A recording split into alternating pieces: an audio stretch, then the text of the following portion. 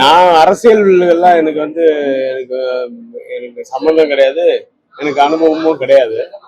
But Vijay வந்து பேசுறது வந்து தப்பா யாரும் எனக்கு எனக்கு படல. ஏன்னா அவர் வந்து நிஜமாவே நேர்ல பார்க்கும்போது குட் மார்னிங் அங்கிள், வணக்கம் அங்கிள், எப்படி இருக்கீங்க அங்கிள் தான் சொல்லுவாரு. அதை வந்து இன்னைக்கு பப்ளிக்ல சொல்லியிருக்காரு. அப்படிதான் நான் பாக்குறேன். அது அதுக்கு வேற மீனிங் எடுத்துக்கிட்டு வேற மாதிரி ஒரு குரூப் வந்து பேசிட்டு இருக்காங்க.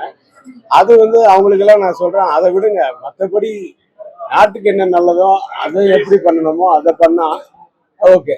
அது யாரா இருந்தாலும் சரி இல்லையா. எனக்கு வந்து அவரு வந்து நான் என்ன நானே வந்து அதே ரெட் ஜெயண்ட்டுக்கு வந்து 2 படம் பண்ணியிருக்கேன். ஆதவன் பண்ணியிருக்கேன், இது மன்மத நம்ம பண்ணியிருக்கேன். அந்த டயத்துல எல்லாம் வந்து ஸ்டாலின் சார் வந்து அப்ப டெபுட்டி சிஎம்மா இருந்தாரு.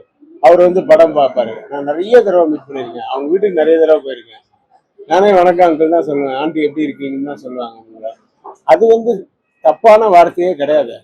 அது வந்து தப்பான வார்த்தை கிடையாது.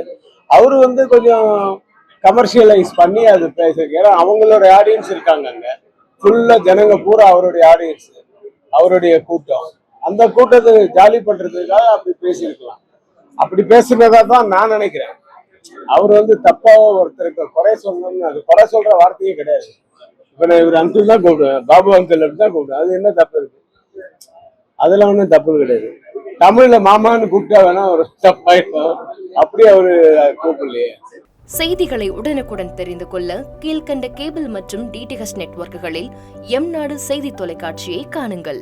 பாதகம் செய்பவரை கண்டால் நாம் பயம் கொள்ளலாகாது பாப்பா. மோதி மிதித்து விடு பாப்பா, அவர் முகத்தில் உமிழ்ந்து விடு பாப்பா. அண்மை செய்திகளை உடனுக்குடன் தெரிந்து கொள்ள இணைந்திருங்கள் எம்நாடு தொலைக்காட்சியுடன்.